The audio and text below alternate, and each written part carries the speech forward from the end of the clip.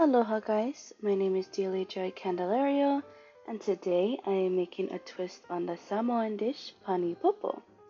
Today I am making Pani fa'i, or in this case, Mai'a, which is the Hawaiian word for banana.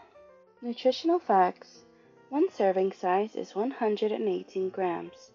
Per serving, it will be 110 calories, carbs 27 grams, dietary fiber 3 grams, total sugars 14 grams, protein 1 gram, potassium 8%, and vitamin C 10%. If you would like to look at the nutritional facts yourself, I had listed it in a link below.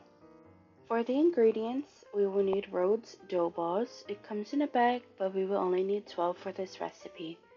Butter flavored cooking spray per needed, or your cooking spray of choice. Condensed milk, 1 can. Heavy cream, 2 cups. Banana or mai'a, 1 ripe banana. Brown sugar, ½ cup. Cinnamon, 1 tablespoon. Banana extract, 1 tablespoon, or to your liking. Yellow food coloring, 3 to 4 drops. Step 1. Grab a deep rectangular dish or disposable aluminum pan and coat generously with butter flavored cooking spray or your preferred cooking spray. Step 2. Grab 12 Rhodes dough balls, place in a pan, then use cooking spray to coat the top of each dough ball. Let the dough balls rest until they rise and touch. For steps 3 and 4, they go hand in hand, so I put them together. In a separate plate, you will combine ½ cup of brown sugar with 1 tablespoon of cinnamon. You will then dice 1 full banana into small cubes and combine them with the brown sugar and cinnamon mix. Step 5. After the dough ball is rested and raised, you will grab one and flatten it. I know, it may sound crazy, but just trust me. Just like a dumpling, you will place the banana-coated mix in the center and pinch until the filling is completely enclosed. You will place all 12 dough balls back into your pan and put aside. Alright, just a little intermission. You should now have something that looks like this.